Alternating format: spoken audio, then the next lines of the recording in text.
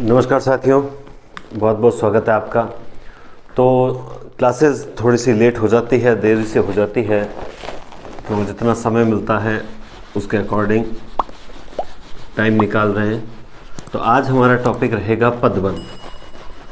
पदबंध और वचन और इसके अलावा लिंग, ये तीन छोटे छोटे टॉपिक हैं जो अगर वैसे आपको समझ आए हुए होंगे, फिर भी हम कुछ शॉर्ट चीज़ें इसमें से देख लेते हैं जिससे हमें काफ़ी फ़ायदा होगा।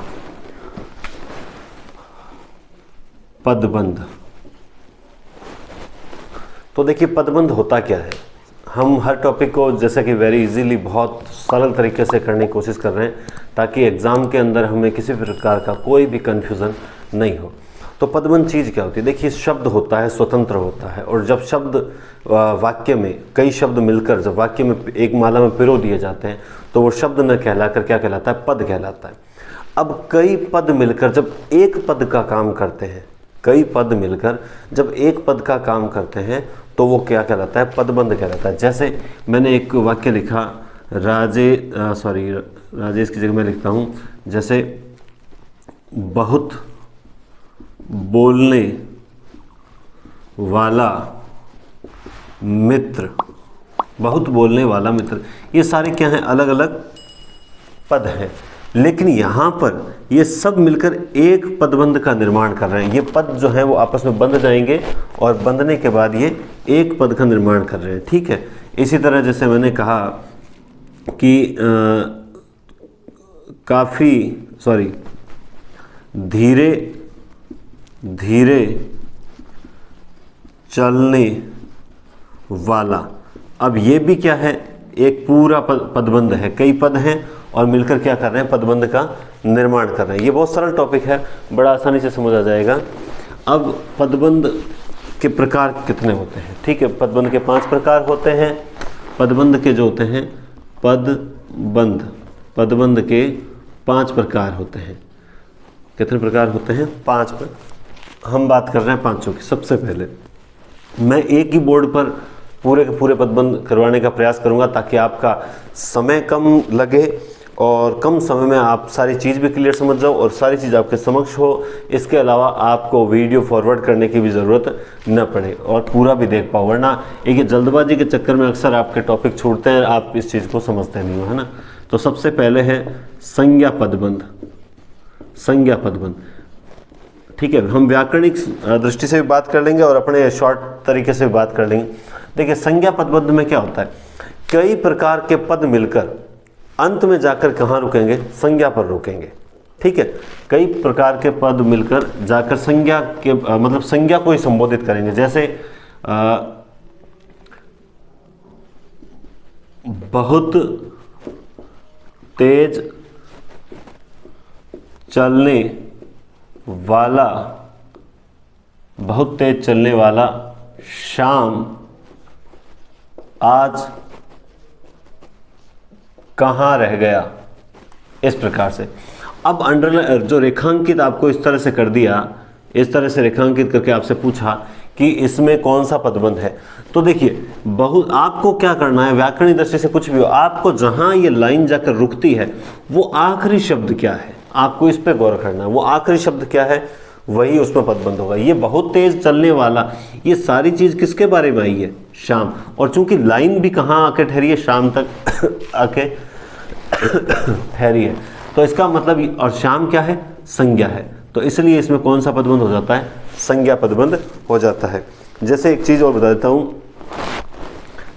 एक वाक्य है, यह लड़की, अब एक छोटा सा वाक्य है, यह लड़की, मान लो ये इतना सही है, ठीक है, यह लड़की।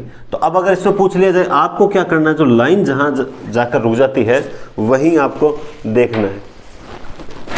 ठीक है, जैसे एक और, इसको मैं आगे और बढ़ा देता हूं, यह लड़की अत्यंत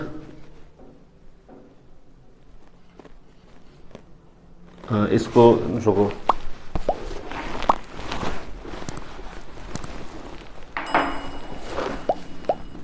एग्जाम्पल दूसरा लेते हैं, परिश्रम करने वाला छात्र।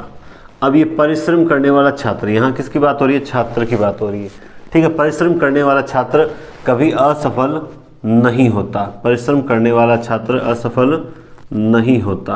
तो अब इस वाक्य में पूरे में पदबंध ये जो रेखांकित इसको किया गया है, लास्ट में कहाँ आकर ठहरा? छात्र पे आकर ठहरा। इसका मतलब छात्र पे आकर ठहरा, इसका मतलब इसमें कौन सा पदबंध हो जाएगा? संज्ञा पदबंध हो जाएगा। जैसे घर के सामने वाला मकान, अब ये घर के सामने वाला मकान, अब इसमें भी क्या है? संज्ञा है। तो इसमें कौन सा पदबंध हो जाएगा? संज्ञा पदबंध हो जाएगा। बस इतना सा ही आपको ध्यान रखना है। पदबंध एक बहुत सरल व्याकरण है। अब कई बार जहाँ एक दो जगह आपको थोड़ा कन्फ्यूजन होने की संभावना है, वहाँ पर भी बता दूंगा मैं कि हम गलती कहाँ कर सकते हैं। ठीक है, एक पड़ा रहेगा, बाकी मैं मिटा करूँगा। दूसरा है सर्वनाम पदबंध।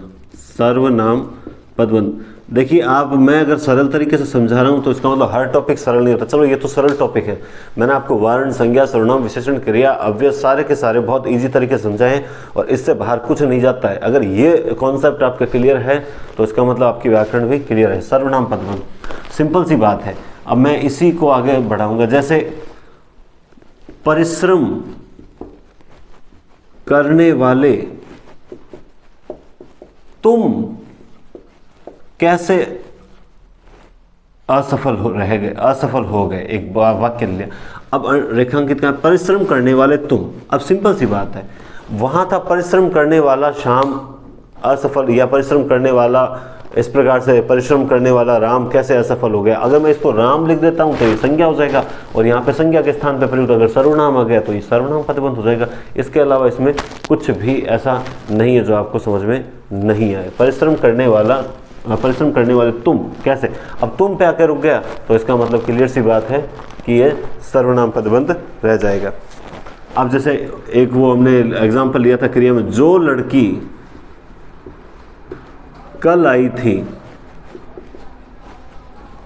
वह कहाँ है? जो लड़की कल आई थी वह कहाँ है? अब ये पदबंध है। मान लो लाइन आके यहाँ रुकी, रेखा आके यहाँ रुकी, तो जो लड़की कल आई थी वह कहाँ है? तो इसमें क्या है? वह। इसमें क्या है? वह। समझ गए बात को? जो लड़की कल आई थी वह कहाँ है? मैं कोशिश कर रहा हूँ बड़े लिख रहा हूँ, फिर भी चलो मैं और थोड़ा बड़ा। तो यहाँ देखिए, जब पदबंध संज्ञा पे आके रुकेगा तो हो जाएगा संज्ञा पदबंध, और इस पे आके रुका तो हो जाएगा सर्वनाम पदबंध। ठीक है, सिंपल सी बात है, इसमें भी कोई ज़्यादा विशेष नहीं है। तीसरा है विशेषण पदबंध। ठीक है, अब इसमें देखिए बहुत धीरे से, मैं एग्जाम्पल सिमिलर चलने वाला, बहुत धीरे चलने वाला। अब मान लो आगे कुछ भी है, लड़का, बहुत धीरे चलने वाला लड़का आज तेज चल रहा है, इस प्रकार से कोई वाक्य ले लिया, बहुत धीरे। अब रेखा कहाँ होगी? रेखा यहाँ तक ही होगी, ये याद रखना।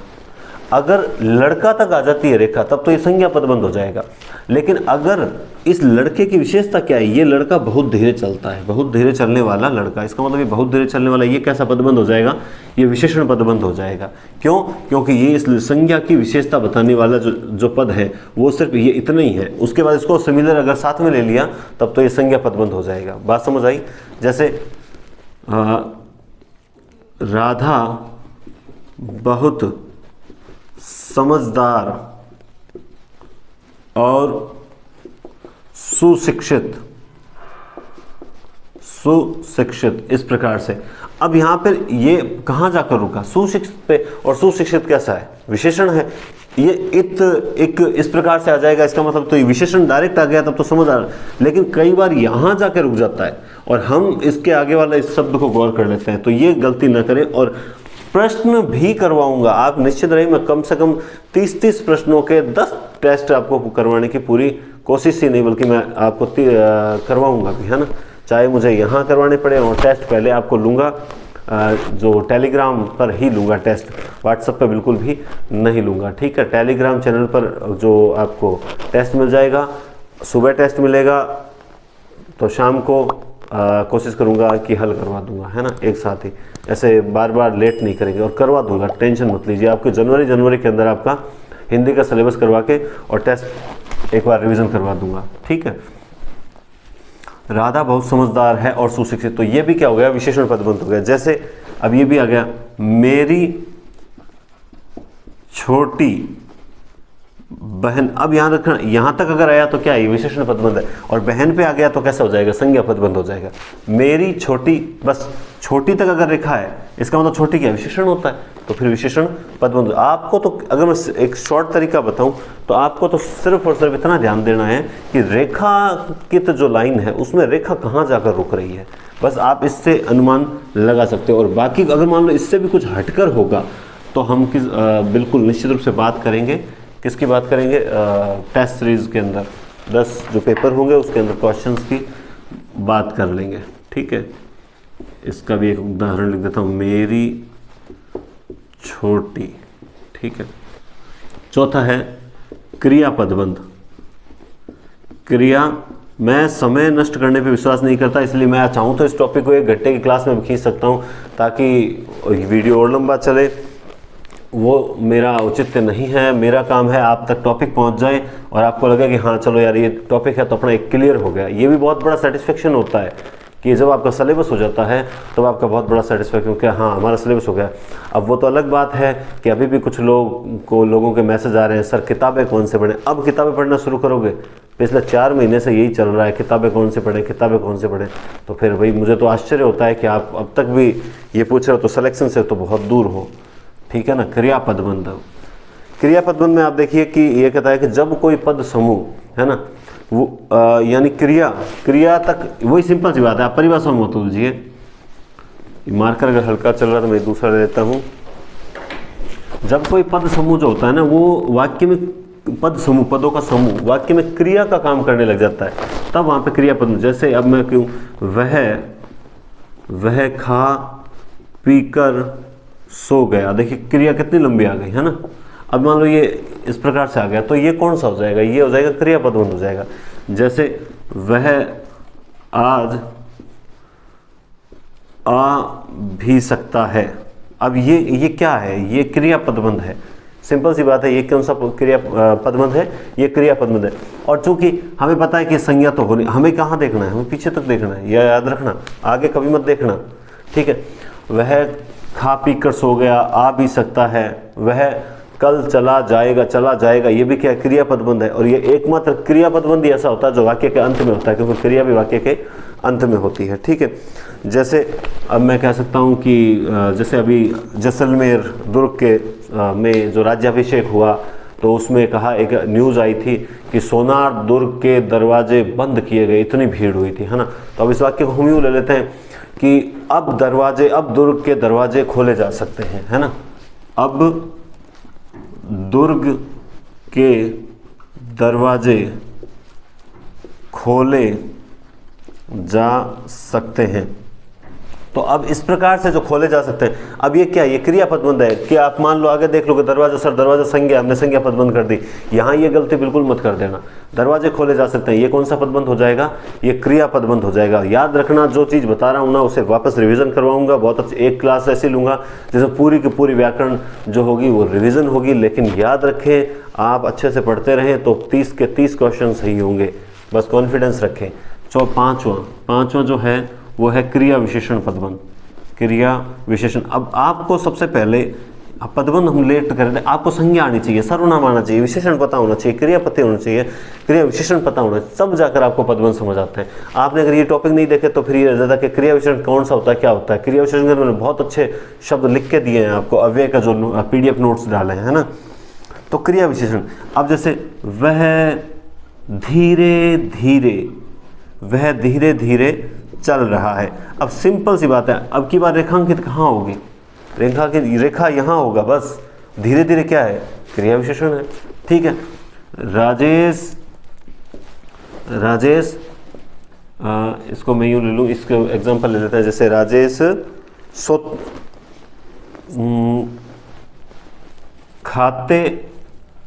खाते चलता है, मतलब खाते हुए चलता है। अब ये जो क्या है, ये भी क्रिया विशेषण का, मैं एक एग्जाम्पल ले रहा हूँ, इसका मतलब ये ज़रूर मत समझ लेना कि भाई जैसे अब मान लो एक एग्जाम्पल यहीं लिख देता हूँ मैं, आपको दिखाई दे जाएगा आपको, चलिए दे जाएगा। वह बात पर रोने लगता है, वह बात पर रोने लगता है। अब ये देखिए बात पर, ये जो बात है ये क्या है, ये क्रिया विशेषण है। और क्रिया रेखा कहाँ आई, यहाँ आई, तो इसका मतलब ये क्रिया विशेषण पदबंध हो गया। सिंपल सी बात है, पदबंध होता है पदों का समूह मिलकर किसी एक व्याकरणिक कोटि को मतलब संकेत करते हैं। बस यूँ समझ लीजिए मेरी भाषा में, कई पदबंध मिलकर एक चीज़ को दर्शाते हैं। ये सारे मिलकर बहुत तेज चलने वाला शाम, तो ये शाम के बारे में आया, तो ये संज्ञा पदबंध है। परिश्रम करने वाले तुम कैसे रह गए, तुम, यानी ये सर्वनाम पदबंध है। अधिक परिश्रम करने वाला अगर रुक जाता है, वाला पे रुक जाता है तो वो विशेषण पदबंध है। या फिर सुशिक्षित, समझदार, छोटी, विवाहित, ठीक है, इस प्रकार से विशेषण शब्दों का आपको पता है कौन से होते हैं, वहाँ जाकर रुक जाता है तो विशेषण पदबंध है। और जैसे मेरी छोटी, अब आगे बहन तक अंडरलाइन है, इसका मतलब वो संज्ञा है, लेकिन मेरी छोटी तक है, इसका मतलब वो विशेषण पदबंध है। क्रिया पदबंध सिंपल सी है, क्रिया होगी वहाँ पे, अब उसमें पूर्वकालिक भी हो सकती है, सहायक, संयुक्त, मुख्य, सब सारी साथ में होगी, है ना। वह आज आ भी सकता है, तो आ भी सकता है, ये क्रिया पदबंध तो इजी है, बहुत इजी। क्रिया विशेषण जरूर है कि इसमें थोड़ा सा आपको बीच में पहचानना पड़ेगा। धीरे धीरे चल रहा है, खाते खाते चलता है, वह बात पर रूठ जाता है। समझ आई बात। तो ये आपका है क्रिया विशेषण टोटल टॉपिक का नाम है पदबंध, है ना। अब देखिए आपके हम बात कर लेते हैं लिंग और वचन। देखिए लिंग और वचन के बारे में बात करने से पहले मैं एक चीज़ और क्लियर कर देता हूँ आपको कि आपको NCERT जैसा कि विज्ञप्ति में लिखा हुआ है 2019 और 20 की किताबें पढ़नी है ना। उसमें लिखा हुआ है RBSC अपने राजस्थान में जो 2019-20 के सत्र में जो किताबें लगती थी, आपको वही किताबें पढ़नी है। और बार बार कह रहा हूँ कि जब तक आपका कम से कम 3 से 4 बार सिलेबस नहीं होगा ना, तब तक सिलेक्शन नहीं होगा। ये आप मान के चलें, चाहे XYZ कोई भी हो। अभी तक किताबें पूछ रहे हो, पढ़ेंगे, विचार कर रहे हो, बिल्कुल सिलेक्शन नहीं होगा। भले ही आप तैयारी छोड़ सकते हो, कोई दिक्कत नहीं है। क्यों धोखा दे रहे हो स्वयं को, इस धोखे में कुछ भी नहीं रखा है। या तो तैयारी कर रहे हैं या नहीं कर रहे हैं, थोड़ी थोड़ी कर रहे हैं, ज़्यादा कर रहे हैं, ऐसा कुछ नहीं होता है। तो सिंपल सी बात है, पढ़ लिया अच्छे से किताब, एक किताब लेके अगर बैठो ना सुबह से शाम तक, तो सारे नोट्स तैयार हो जाते हैं कि हाँ इनमें से कौन कौन से क्वेश्चन आएंगे। एक किताब एक दिन के अंदर कंप्लीट की जा सकती है, लेकिन हमें करनी नहीं है। सर हमें तो शादी है, आज बट प्रोग्राम है, आज वहाँ है, आज ये है, आज वो है, बस हमें उसमें टाइम नहीं मिलता। तो टाइम नहीं मिलता तो फिर तैयारी क्यों करना चाहते हो, फिर गवर्नमेंट नौकरी क्यों चाहते हो। गवर्नमेंट नौकरी चाहिए तो टाइम तो निकालना पड़ेगा, सीधी सी बात है। आपको बुरा लगे तो 100 बार लगे, है ना। अब हम बात करते हैं लिंग। देखिए लिंग टॉपिक जो है बहुत सरल टॉपिक है, लेकिन कामता प्रसाद गुरु जो व्याकरणाचार्य हैं, उन्होंने तक ये अपनी किताब में कह दिया कि लिंग का निर्धारण करना जो है ना, लिंग का पूर्ण रूप से निर्धारण करना बहुत कठिन है। कारण कि लिंग भेद जो होता है ना, वो प्राकृतिक तो होता ही नहीं है। सबसे बड़ी बात, लिंग भेद जो होता है वो प्राकृतिक नहीं होता है। तो ये एक बहुत टिपिकल समस्या है ना। तो कैसे निर्धारण करेंगे हम, तो उसका एक तो तरीका ये है कि हम कुछ मोटे तौर पर हम इन चीज़ों के बारे में कर लें कि भाई हाँ ये चीज़ें तो होती हैं, वो स्त्रीलिंग होती है, और वो ये चीज़ें होती है पुल्लिंग होती है। एक तो ये तरीका है। दूसरा, उससे भी क्लियर नहीं होगा, क्योंकि शब्दों का महाजाल, संसार में कितने शब्द हैं, संसार में हर वो वस्तु जिसका अस्तित्व है उसका कोई न कोई नाम अवश्य है। और नाम अवश्य, इसका मतलब हमें पूर्ण रूप से ये पता होना बहुत मुश्किल है कि किस में कौन सा लिंग है। हम तो सिर्फ उनका बता सकते हैं जो हम पढ़ते हैं या जो हमारे डेली यूज़ में आता है ना। फिर भी हम कुछ लिंग के बारे में बात करेंगे, और इसके अलावा जो हम उसमें अपवाद कौन कौन से उनके बारे में भी बात कर लेंगे। तो मैंने कुछ शॉर्ट तरीके से लिखा भी है, मैं कॉपी ले लेता हूँ एक, कुछ शॉर्ट तरीके से लिखा भी है, तो मैं आपको PDF भी डाल दूंगा इसकी। तो इसके बारे में मैं थोड़ा बहुत यहाँ पे लिखूंगा और बोलता भी रहूँगा, और फिर से आप PDF देख लेना, है ना। तो देखिए मैंने लिखा है कि भाई लिंग शब्द का पूर्ण निर्णय करना तो बिल्कुल कठिन है और कांता प्रसाद गुरु बताते हैं। फिर भी कुछ विशेष नियम मैंने लिखने का प्रयास किया है कुछ किताबों से। एक बात आती है कि संस्कृत के जो नपुंसकलिंग का हिंदी में स्थान न होने के कारण अब वो जो अपदार्थ या अप्राणीवाचक जो संज्ञाएं हैं उनको किस लिंग में रखा जाए, ये सबसे बड़ी समस्या होती है। भाई संस्कृत में अप्राणीवाचक है, इसका मतलब हम उन्हें किस में रख देते हैं, हम उन्हें रख देते हैं नपुंसकलिंग में। लेकिन हिंदी में तो चूंकि दो ही लिंग होते हैं, पुल्लिंग और स्त्रीलिंग, तो अब उनको किस में रखा जाए, एक तो ये समस्या आती है। एक मैंने अभी जो बताया कि हिंदी में जो लिंग भेद होता है वो प्राकृतिक बिल्कुल भी नहीं होता है, प्राकृतिक बिल्कुल भी नहीं होता है। जैसे अब देखो, जैसे शब्द है मछली, अब मछली शब्द है, हम इसको आज तक स्त्रीलिंग में ले रहे हैं, राइट है। अब क्या नहीं सर, ऐसा कोई गारंटी थोड़ी है कि मछली स्त्रीलिंग है वो पुल्लिंग हुआ, तो अब इसका निर्धारण तो नहीं किया जा सकता ना, ये प्राकृतिक भेद नहीं। इसका मतलब स्त्रीलिंग हमेशा से, मछली शब्द हमेशा से स्त्रीलिंग के रूप में प्रयुक्त होता आया है। अब ऐसा नहीं सर इसका पुल्लिंग क्या होगा, मछला, मछला कर सकते हैं क्या, गैंडा का गैंडी कर सकते हैं क्या, नहीं कर सकते ना। तो वही बात है। जैसे एक शब्द और है, जैसे कौवा है, तो कौवे का कोवी नहीं कर सकते। तो ये कुछ शब्द है, जैसे कौवा शब्द है तो वो पुल्लिंग में प्रयुक्त होता है तो पुल्लिंग में ही होगा, गैंडा शब्द है पुल्लिंग में प्रयुक्त होता है पुल्लिंग में ही होगा, मछली, ठीक है, लोमड़ी, ये जो शब्द हैं ये हमेशा स्त्रीलिंग में आए तो स्त्रीलिंग में प्रयुक्त होते ही रहेंगे। तो फिर इनका पुल्लिंग या इनका स्त्रीलिंग कैसे पता चले, तो जो मछली है तो नर मछली है ना, मादा इसी तरह नर लोमड़ी, मादा, ठीक है, जैसे मादा गैंडा, इस प्रकार से हम कर सकते हैं। तो नर, ऐसे शब्द जो होते हैं ना, तो उनके आगे नर और मादा लगाकर हम उसका विश्लेषण कर सकते हैं। इसके अलावा दूसरा कोई तरीका नहीं है। इसके अलावा एक चीज लिखी है कि प्राणीवाचक शब्दों का लिंग अर्थ तथा अप्राणीवाचक शब्दों के लिंग रूप के अनुसार निश्चित रूप से किए जाते हैं।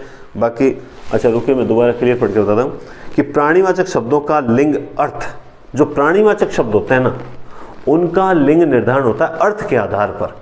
प्राणीवाचक जैसे हम जैसे चाचा, चाची, काका, काके है ना, तो इनका लिंग निर्धारण होता है अर्थ के आधार पर। जबकि जो अप्राणीवाचक शब्द होते हैं, जैसे अप्राणीवाचक आप समझते हो, ठीक है, जो कह सकते हैं एक तरह से निर्जीव कहा जा सकता है, हालांकि पूर्ण रूप से कुछ ऐसी चीज़ें सजीव भी शामिल हो जाती है, लेकिन निर्जीव ही मानिए आप, उनका लिंग रूप के अनुसार होता है, ठीक है, उनका रूप के, यानी अप्राणीवाचक सीधा समझिए संस्कृत में जो नपुंसकलिंग में शामिल होती है वही, ठीक है। तो प्राणीवाचक जो शब्द होते हैं उनका लिंग तो होता है अर्थ के आधार पर निर्धारित, और जबकि अप्राणीवाचक का होता है रूप के आधार पर। अब पुल्लिंग स्त्रीलिंग को देखिए, सबसे पहले एक बात है, मैं पुल्लिंग की बात करूंगा, सबसे पहले पुल्लिंग शब्दों की बात करूंगा। अब ये कहता है कि जलीय व स्थानीय स्थलीय भागों के नाम, पुल्लिंग शब्द कौन कौन से आते हैं, ठीक है। आपको किसी को लगता है कि ये क्लास काम की नहीं है तो वो आपकी इच्छा है, बाकी हम थोड़ा सा अगर इस क्लास को अभी देख लेंगे ना, तो हमें आगे देखने की कोई टॉपिक के लिए किताबों में भटकने की आवश्यकता नहीं पड़ेगी। मैं बात कर रहा हूँ पुल्लिंग शब्द की, ठीक है। देखिए सबसे पहला टॉपिक है जलीय और स्थलीय भागों के नाम जो होते हैं वो सारे किस में आते हैं, वो आते हैं पुल्लिंग में। लेकिन जलीय व स्थलीय, लेकिन जैसा कि नहर, झील आदि, नहर, झील आदि ये जो शब्द हैं, ये शब्द किस में आ जाता है, फिर स्त्रीलिंग में आ जाता है, ये अपवाद है इसके। जैसे मैं पढ़ के ही बताऊंगा आपको, बाकी सारा पीडीएफ में पढ़ना, लेकिन मैं कुछ इसमें बातें क्लियर कर दूंगा, इसलिए ध्यान से सुनिएगा जरूर। वृक्षों के नाम जो होते हैं वो किस में आते हैं, पुल्लिंग के अंतर्गत है। पांचों ज्ञानेंद्रियां काम करती है, आप देख भी रहे हो मुझे और मेरी बातों को सुन रहे हो कंसंट्रेशन ईयरफोन डाल के, तो निश्चित रूप से ये चीज़ें याद रहेगी और कई बार सुनी हुई चीज़ें एग्जाम में बहुत अच्छे काम में आती है ना। वृक्षों के नाम होते हैं वो आते हैं पुल्लिंग के अंतर्गत। प्राणीवाचक शब्दों में पुरुष जाति के बोलते हैं। अब प्राणीवाचक शब्दों में पुरुष जाति के जो शब्द होते हैं, जैसे चाचा, काका, मामा, है ना, ताऊ, ये प्राणीवाचक हैं। और इसमें जो पुल्लिंग शब्द क्या कहते हैं, पुरुषवाचक जो शब्द हैं वो सारे पुल्लिंग के अंतर्गत आएंगे। देशों के नाम जो होते हैं वो पुल्लिंग होते हैं, लेकिन श्रीलंका इसमें क्या है, अपवाद है। श्रीलंका इसमें अपवाद है। अब आप में से कुछ कहेंगे सर ये तो हम किताबों में पढ़ लेते, तो पढ़ लेते क्यों नहीं पढ़ा इतने दिन। अगर हम खुद पढ़ पाते तो हमें कोचिंग और क्लासेस की आवश्यकता ही नहीं पड़ती, इसीलिए हमें सुनना पड़ता है, ठीक है। और चूंकि यहाँ कोई आपका चार्ज तो लग नहीं रहा है कि मैं आपको फीस ले रहा हूँ और ये टाइम पास कर रहा हूँ, है ना, टाइम आपको कुछ अच्छी चीज़ें बताऊँगा।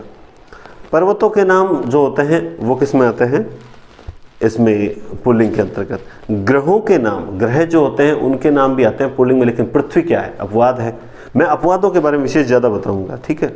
जैसे द्रव और पदार्थों के नाम होते हैं वो पुल्लिंग आते हैं, लेकिन द्रव पदार्थ है ना, द्रववाचक संज्ञा कह सकते हैं ना, तो द्रव और पदार्थ जो होते हैं वो किस में आते हैं, पुल्लिंग में आते हैं। लेकिन लस्सी, चाय, ठीक है, ये इस प्रकार की कुछ चीज़ें ऐसी होती है जो अपवाद, तो अपवादों का तो कोई अंत नहीं है। और जब एक सोचिए, आप सोचिए कि जब पुल्लिंग और स्त्रीलिंग यानी इस लिंग टॉपिक के अंदर इतने अपवाद हैं, तो क्या ये कामता प्रसाद ने सही नहीं कहा कि इनका निर्धारण सही ढंग से नहीं? तो इनका निर्धारण सर हम करें कैसे? सिंपल सी बात है, शॉर्ट ट्रिक एक ही बताता हूँ। अब तक जिन्होंने नहीं सुना इस वीडियो को तब तो नहीं सुना, और आपको भी पता होगा, जो भी शब्द एक वचन या बहुवचन या लिंग में से पुल्लिंग स्त्रीलिंग जो भी शब्द आ जाए, आपको उस शब्द से एक वाक्य का निर्माण करना है।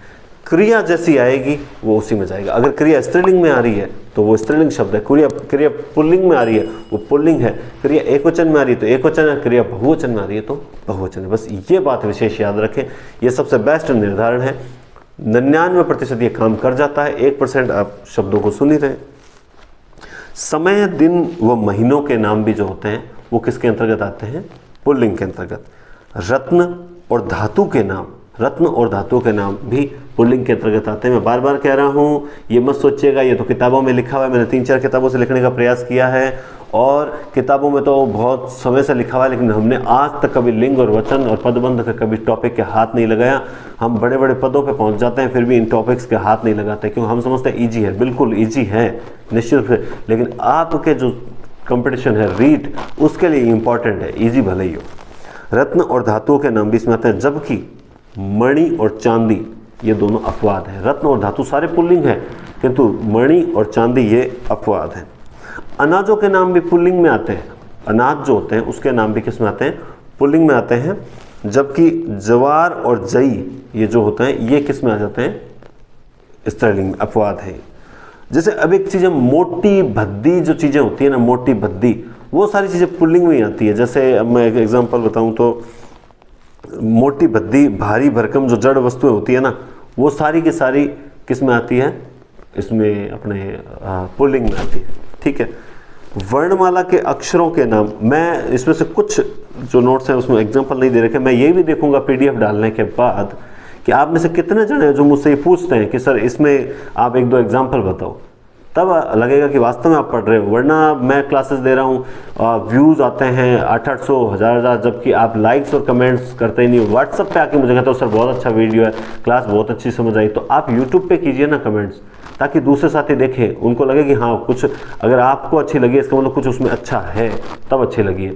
फीडबैक मुझे भी आवश्यकता होती है। अगर क्लास थोड़ी सी लेट होने का कारण है तो उसका कहीं ना कहीं कारण आप भी हो, कारण कि आपका फीडबैक बहुत कमज़ोर होता है, जिससे मुझे थोड़ा सा मेरा मनोबल नहीं बढ़ता कि मैंने हाँ चलो डाल देंगे। आप नॉनसेंस क्वेश्चन ज़्यादा पूछने वाले स्टूडेंट हैं, सीधी सी बात बता रहा हूँ।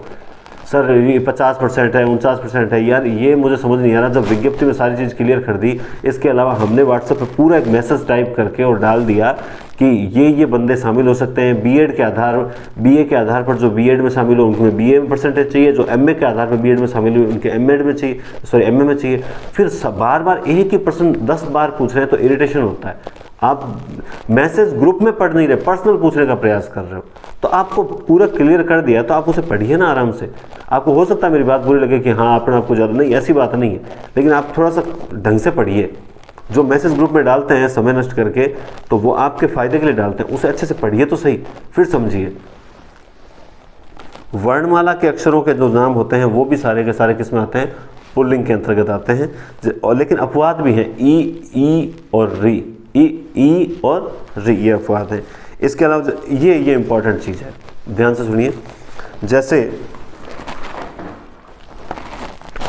जैसे ना, आव, पन, ठीक है, ना आव पन त्व, ना आव पन त्व, और एक आपा और लिख लो, ठीक है, आपा।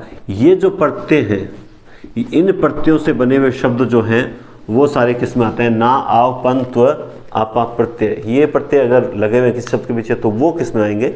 वो पुल्लिंग शब्दों में आएंगे। इसके अलावा जैसे कुछ सारे नहीं, याद रखना, कुछ समूहवाचक जो शब्द होते हैं वो भी किस में आते हैं? पुल्लिंग के अंतर्गत आते हैं। जैसे समूहवाचक लगभग आ जाता है, लेकिन जैसे भीड़, सेना, टोली, ठीक है, भीड़, सेना, टोली और कक्षा, कक्षा चल रही है। अब आप एक कक्षा एग्जांपल लीजिए, देखिए हमें नहीं पता कि कक्षा कौन सा लिंग है, ठीक है, आप सीधा इससे वाक्य बनाइए ना, कक्षा चल रहा है कभी नहीं बोलते हैं हम, कक्षा का बोलते हैं चल रही है, इसका मतलब ये कौन सा स्त्रीलिंग है, सिंपल से पता लग जाएगा, बहुत आसानी से पता लग जाएगा कि इसके अंदर कौन सा लिंग है, ठीक है। इसके अलावा जैसे है स्त्रीलिंग, अब हम बात करते हैं कुछ स्त्रीलिंग, फिर मैं आपको कुछ लिंग के विशेष नियम भी बताऊंगा लास्ट में, वो मैं लास्ट में। स्त्रीलिंग में क्लियर चलता है काफ़ी देर तक। पीसने की वस्तुओं के नाम, किसके? पीसने की वस्तुओं के नाम जो होते हैं स्त्रीलिंग में आते हैं। नक्षत्रों के जो नाम है वो भी स्त्रीलिंग के अंतर्गत आते हैं। जिन शब्दों के अंत में इया प्रत्यय लगता है, ठीक है, जिन शब्दों के अंत में इया, ये स्त्रीलिंग है, जिन शब्दों के अंत में इया आता है, प्रत्यय आता है, वो सारे क्या हैं? स्त्रीलिंग है। इसके अलावा लिखा है कि नदियों के नाम स्त्रीलिंग में आते हैं। संस्कृत के आकारांत शब्द वो भी स्त्रीलिंग में आते हैं, जैसे सभा, प्रतिज्ञा, ठीक है, सुषमा, सभा, प्रतिज्ञा, सुषमा, ये इस प्रकार के शब्द आकारांत शब्द जो होते हैं। तिथियों और तारीखों के नाम, तिथि समझ रहे हो ना, तिथि नवमी है ना, दसवीं, तिथि और तारीखों के नाम हमेशा स्त्रीलिंग होते हैं। वही प्राणीवाचक जो पुरुष जाति का बोध कराते हैं, चाचा मामा, वो तो आते हैं पुल्लिंग में, और जो स्त्री का बोध कराते हैं चाची मामी, है ना, वो सारे आ जाएंगे स्त्रीलिंग। शरीर के कुछ अंग तो पुल्लिंग में है और कुछ अंग स्त्रीलिंग में है, ये भी आपको पता है। संस्कृत के कुछ पुल्लिंग शब्द हिंदी में, संस्कृत के कुछ पुल्लिंग शब्द हैं वो हिंदी में क्या हो गए? संस्कृत के कुछ है तो पुल्लिंग शब्द, हिंदी में आके वो स्त्रीलिंग हो गए। वो कौन कौन से हैं वो इसमें लिखा हुआ मिल जाएगा। आहारों के नाम, ठीक है, वो भी स्त्रीलिंग होते हैं। आहार मतलब जैसे ये रोटी, पूरी, ठीक है, और कचौरी, इस प्रकार से ही। और हाँ, ये अच्छी चीज़ है, आई वट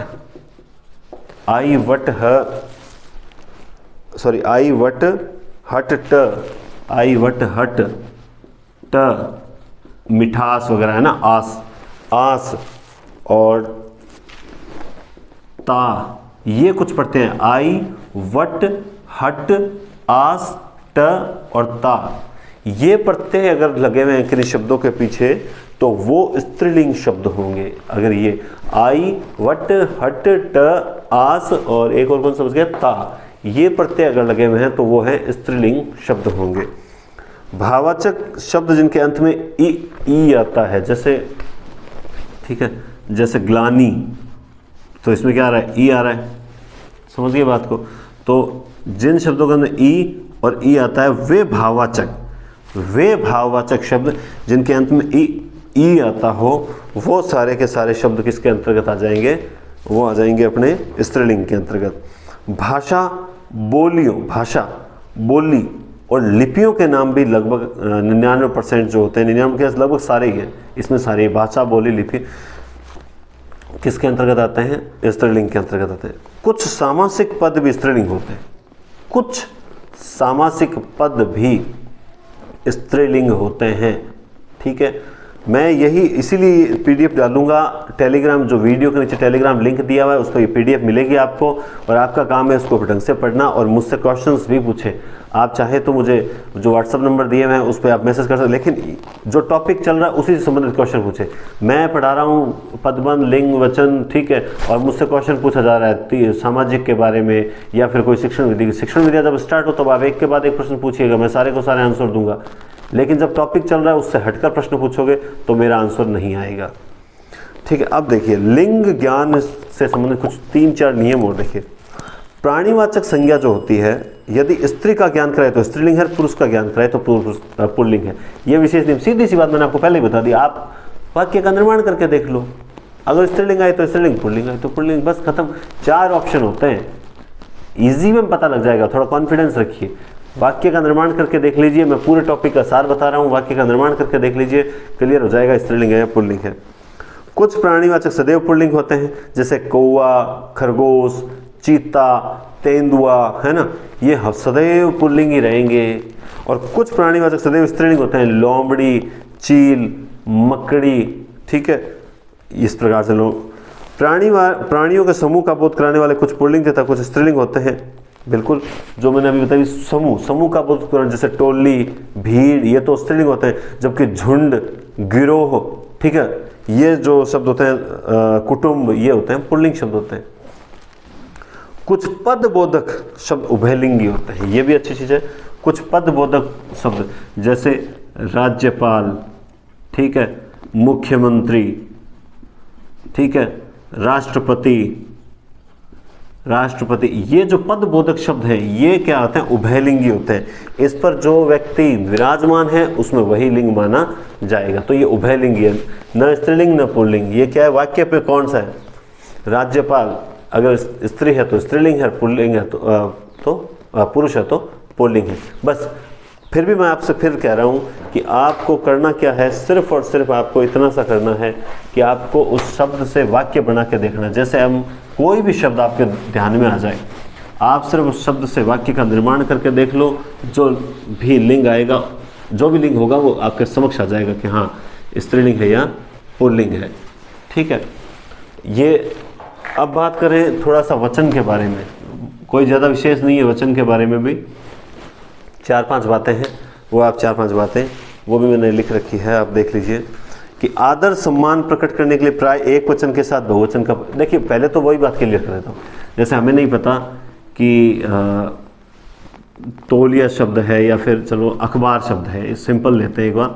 अखबार में हमें नहीं पता एक वचन है बहुवचन, तो सीधी सी बात आप ये देखिए ना कि अखबार पढ़ा है, ठीक है। अब अखबार पढ़ा है, इसका मतलब ये क्या है एक वचन आ रहा है तो एक वचन है, बहुवचन आ रहा है, ठीक है, पता लग जाता है।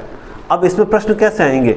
निम्न में से कौन से शब्द बहुवचन है या निम्न में से कौन सा शब्द एक वचन है? ये ऐसे टॉपिक्स हैं जो केवल और केवल एक्सरसाइज पर ही निर्भर करते हैं, उसी में कुछ नए शब्द निकल कर हमारे समक्ष आएंगे, याद रखना, ठीक है।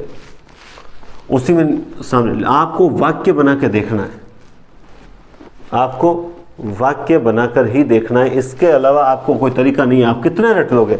चलो कि सर हमें उन्होंने बहुत सिलेक्टेड शब्द बता दिए, इंपॉर्टेंट शब्द बता दिए, चलो वो तो मान लिए, बताए जा सकते हैं, लेकिन क्या उन इंपॉर्टेंट में से आएंगे? वो इंपॉर्टेंट हैं, वो कन्फर्म आने वाले शब्द नहीं है। इसलिए आपको ये ध्यान रखना पड़ेगा कि हम रट तो नहीं सकते, हमें तरीका आना चाहिए, और तरीका यही है कि आप वाक्य बना के देखिए, ठीक है। कुछ इंपॉर्टेंट याद कर लोगे, कुछ वाक्य बना के देख लोगे, इससे आपका काम चल जाएगा। जैसे ये कह रहा है कि आदर सम्मान प्रकट करने के लिए प्राय एक वचन के साथ बहुवचन का प्रयोग किया जाता है। जैसे हमें पता है महाराणा प्रताप एक ही व्यक्ति था, राणा प्रताप, लेकिन हम इनका आदर कर रहे हैं तो क्या करते हैं? बहुत वीर थे। अब ये थे क्या है? ये अब वाक्य आ गया, इसमें पूछ लिया आपसे राणा प्रताप एक वचन है बहुवचन है, तो अब ये क्या है? ये एक वचन भी बहुवचन का काम कर रहा है, क्योंकि हम यहाँ पर राणा प्रताप, आदर सूचक जब किसी का नाम लिया जाएगा तो एक वचन के साथ बहुवचन का प्रयोग किया जाता है। धातुओं का बोध कराने वाली द्रव्यवाचक संज्ञा एक वचन में ही प्रयुक्त होती है। धातु, हम द्रव्यवाचक हमने पढ़ी तब उसमें साफ साफ क्लियर बात है, वे 3 चीजें पढ़ी थी, वे शब्द संज्ञाएं जो सीधे प्रकृति से प्राप्त होती है, जिनको काउंट नहीं किया जा सकता, अगणनीय होती है, वे सदैव एक वचन में आती है। सोना, चांदी, तांबा वगैरह सारी की सारी द्रव्यवाचक संज्ञा किस में आएगी? सदैव एक वचन में आएगी। भाववाचक संज्ञाएं जो होती है वो सदैव एक, द्रव्यवाचक और भाववाचक याद रखना सदैव एक वचन में ही आती है। बात समझ आ गई? द्रव्यवाचक संज्ञाएं, भाववाचक संज्ञाएं सदैव एक वचन में ही आती है। इसके अलावा निम्नांकित शब्द सदैव बहुवचन में प्रयुक्त होते हैं। ये इंपॉर्टेंट, मैंने कहा ना कुछ शब्दों को इंपॉर्टेंट आप याद रखें, ठीक है। कुछ शब्द ऐसे होते हैं जो सदैव एक वचन में ही प्रयुक्त, बहुवचन में प्रयुक्त होते हैं। जैसे समाचार, ठीक है, उसके प्राण उड़ गए, प्राण पखेरु, ठीक है, समाचार, प्राण, केस, लोग, रोम, है ना। इसके अलावा भाग्य,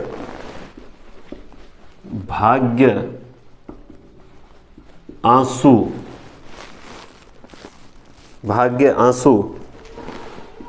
क्या हालचाल हैं? कल मुझे किसी ने पूछा था, हस्ताक्षर सदैव बहुवचन में प्रयुक्त होते हैं। होश, तेरे तो होश उड़ गए, दर्शन करके आए हैं। दर्शन, ये शब्द इम्पॉर्टेंट है मेरी नज़र में नहीं बल्कि सबकी नज़र में इम्पॉर्टेंट है। और ये सदैव बहुवचन में आते हैं, ये सदैव बहुवचन में आते हैं। समाचार, भाग्य, प्राण, केस, लोग, रोम, आंसू, हालचाल, हस्ताक्षर, होश, दर्शन आदि। मुझे फिलहाल इतने ही मिले तो मैंने इतने लिख दिए, ठीक है, और मिलेंगे तो और ग्रुप में डालूंगा। तो ये शब्द सदैव किस में आते हैं? बहुवचन में आते हैं। ये शब्द सदैव बहुवचन में आते हैं। तो अब इसके अलावा कुछ देख लीजिए, एक वचन के स्थान पर बहुवचन का प्रयोग जहां होता है, देख आदर सूचक जी लगा दिया। मोहन सिंगल है, एक वचन है, लेकिन मोहन जी आए हैं, बात समझ गए ना? आदर सूचक जी लगा दिया, बहुवचन हो गया। सत्ता, अधिकार, प्रभाव, रौब, सामाजिक प्रतिष्ठा, स्वाभिमान प्रदर्शित करने के लिए भी बहुवचन का प्रयोग करते हैं। जैसे हमारा यह अंतिम निर्णय है। किसका? हमारा यह अंतिम निर्णय है। तो अब व्यक्ति तो अकेला है, लेकिन उसने अपना प्रतिष्ठा प्रकट करने के लिए हमारा, अब ये क्या हो गया? ये बहुवचन हो गया, जबकि सिंगल व्यक्ति है। मैंने कहा ना, वाक्य प्रयोग करके देख लीजिए, कहीं जाने की जरूरत नहीं पड़ेगी आपको। तुम हमारे योग्य शिष्य हो। तुम, याद रखना, तुम हमारे योग्य शिष्य हो। यहाँ पर भी एक और बताऊँ, ये जो तू शब्द होता है, माँ के लिए, भगवान के लिए, बच्चों के लिए जो प्रयोग करते हैं, माँ को भी प्रेम से अधिक प्रेम होता है ना, जहाँ वहाँ तू बोला जाता है। तो तुम भी याद रखना आदर सूचक प्रयुक्त होता है। तू के बाद तू एक वचन में है, जबकि तुम भी बहुवचन में प्रयुक्त हो जाता है, क्योंकि हम आदर देने के लिए तुम बोलते हैं। इसके अलावा कभी, जैसे ये जो गण लिख देता हूं, ये मैं गण, वृंद, अध्यापक वृंद, अध्यापक गण है ना, समूह, गण, वृंद, समूह, ये जैसे और भी है, संघ, मंडल, दल, संघ, मंडल, दल, ये शब्द गण, वृंद, मैं बार बार रिपीट इसलिए करता हूं ताकि मेरे अगर राइटिंग छोटी हो, थोड़ा मैं छोटा लिख रहा हूं तो आपको बोल भी रहा हूं साथ में ताकि समझ आए। गण, वृंद, समूह, संघ, मंडल और दल, ये सारी चीजें क्या है? ये सारी चीजें अगर मान लो किसी के शब्दों के साथ, समूह, समुदायवाचक शब्दों के साथ जुड़ जाती है, अध्यापक वृंद है ना, छात्रगण इस प्रकार से जुड़ जाती है। कुछ शब्द मैंने लिखे नहीं है, गलती कर दी, तो मैं फिर भी बताऊंगा आपको। तो उसमें क्या हो जाता है फिर, ये शब्द अगर किसी संज्ञा के पीछे लगे हुए तो वो बहुवचन है। कुछ शब्द वाक्य में प्रयोग पर सदैव बहुवचन के स्थान पर एक वचन लगते हैं। कुछ शब्द ऐसे होते हैं जो होते तो बहुवचन है, लेकिन वो वाक्य प्रयोग के अंदर क्या हो जाते हैं? एक वचन हो जाते हैं। जैसे आपको पता है, मनुष्य शब्द बहुवचन वाला शब्द है। मनुष्य शब्द बहुवचन वाला शब्द है, ठीक है। जैसे मनुष्य, ये बहुवचन, लेकिन हमने कहा कि आज का मनुष्य स्वार्थी हो गया। अब मनुष्य सबकी बात करें, लेकिन यहाँ पे बहुवचन होते हुए भी कौन सा वचन है? एक वचन है, ठीक है। कुत्ता शब्द, पेड़ शब्द, ये हालांकि सबका यानी कुल मिलाकर वे समूहवाचक संज्ञाएं जो समूह का बोध बोध कराती है, लेकिन सदैव प्रयुक्त किस में होती है? एक वचन में प्रयुक्त होती है। ये बहुत अच्छी चीज बता रहा हूं मैं आपको। द्रव्यवाचक, भाववाचक, समूहवाचक, ठीक है। अब मनुष्य शब्द जो है ना, अब मनुष्य शब्द ऐसा है जैसे क्या कह सकते हैं, मान ये एक वचन ही है, ठीक है। खैर ये समूहवाचक संज्ञा नहीं है, कहने का मतलब ये, ठीक है। लेकिन आप ये भी तो सोचिए, क्या ये जातिवाचक के अंतर्गत नहीं आती है? और जातिवाचक का ही तो एक समूहवाचक भेद है, समझ रहे बात को? तो ये हमेशा पूरे एक कुत्ता में पूरी जाति समूह का बोध कराने वाले शब्द होते हैं, ठीक है। वाक्य में प्रयोग सदैव बहुवचन के स्थान पर एक मनुष्य, कुत्ता, पेड़, शहर का आदि। जैसे हाँ, ये एक एग्जांपल और ले लेते हैं। अभी तक बाजार में अंगूर नहीं आए हैं। अब देखिए, अंगूर नहीं आया है। अभी अंगूर शब्द में अंगूर, एक अंगूर तो नहीं आने वाला, लेकिन अंगूर शब्द एक वचन में आएगा, ठीक है। इसका शहर का आदमी, अब हम बात कर रहे हैं सब आदमियों के बारे में, शहर का आदमी, सब आदमियों के बारे में बात करें, ठीक है। लेकिन फिर भी एक वचन में आ रहा है। शहर का आदमी आजकल बड़ा जालिम हो गया है। शहर का आदमी एकदम कृषि से अनभिज्ञ है, ठीक है। तो अब ये शहर के हर आदमी के बारे में बात हो रही है, फिर भी यहाँ वचन कौन सा है, फिर भी यहाँ वचन है एक वचन, ठीक है। इसके अलावा रुपया पानी की तरह बहाया जा रहा है, क्या 1 रुपया ही बहा है क्या? नहीं, रुपये में खूब सारा रुपया एक साथ बहा है, लेकिन हम बात किसकी कर रहे हैं, हम बहुवचन की बात करें। लेकिन होगा कैसे, वाक्य में प्रयुक्त कैसे हुआ है, ये एक वचन के रूप में प्रयुक्त हुआ है, ये एक वचन के रूप में प्रयुक्त हुआ है ये बहुवचन वाले शब्द, लेकिन ये सदैव प्रयुक्त एक वचन के रूप में होते हैं। इस कारण से इसमें बहुवचन होते हुए भी कौन सा वचन माना जाता है, एक वचन माना जाता है, ठीक है। हो सकता है मेरे बोलने में कोई तरीका अलग थोड़ा सा टिपिकल हो गया हो, बाकी ये कुछ शब्द हैं जो एक वचन में प्रयुक्त होते हैं। तो ये पदबंध है, बहुत सरल टॉपिक है, वचन है, लिंग है, तीनों टॉपिक मैंने आपको इजी वे में करवाने की कोशिश की है। फिर भी आपको मैंने इसको इन टॉपिक शॉर्ट में इसलिए छोड़ा है क्योंकि इनका विस्तार का कोई अंत तो है नहीं। मैं चाहूँ तो उसमें 2 घंटे क्लास भी ले सकता हूँ एक एक शब्द पर चर्चा करके। तो मैंने यही सोच रखा है कि मैं आपको जो है टेस्ट सीरीज के अंदर इनके 10-10, 15-15 क्वेश्चन बना दूंगा और बहुत अच्छे अच्छे क्वेश्चंस बनाएंगे, स्टैंडर्ड वाले क्वेश्चंस होंगे। इसके अलावा अब जो टॉपिक है, अगली क्लास है, वो है कारक की, और कारक के बाद 2 बड़े टॉपिक रहते हैं, संधि और समास, उनके बाद शिक्षण विधियाँ। बस इसके अलावा अपने पास अब कोई टॉपिक नहीं बचा है। तो कारक टॉपिक कल सुबह तक हो सकता है, कल सुबह तक आपका अपलोड हो जाएगा। और जो भी PDF प्राप्त करनी हो तो वो टेलीग्राम लिंक पे जाकर PDF प्राप्त कर सकते हैं। टेस्ट सीरीज जो होगी वो टेलीग्राम पर ही होगी। आपका काम होगा 30 क्वेश्चन मिलेंगे, 30 क्वेश्चन का कॉपी में आपको हल करना है, और जो अगली क्लास होगी उसके अंदर 30 क्वेश्चन पर चर्चा हो जाएगी। सिंपल सी बात है, ठीक है। तो आप ये मत घबराइए कि सर क्लास नहीं आ रही, लेट नहीं आ रही। आपने अगर वो पहले वाले क्लासेस देख लिए तो बहुत अच्छी बात है, आप दूसरे सब्जेक्ट पे ध्यान दीजिए। ये सब्जेक्ट 1-1 घंटे पढ़ेंगे तो भी क्लियर करवा दूंगा, ठीक है। तो बहुत बहुत धन्यवाद आपका, और नेक्स्ट क्लास कल सुबह तक या दोपहर तक अपलोड कर दी जाएगी कारक वाली। और अगली जो छुट्टी आ रही है, बुधवार को शायद छुट्टी है स्कूल की, तो उसमें मुझे समय मिलेगा तो मैं संधि या समास में से एक टॉपिक एक साथ ही पूरा करवा दूंगा, उसके लिए 2 या 3 क्लास नहीं लूँगा, ठीक है। बहुत बहुत धन्यवाद।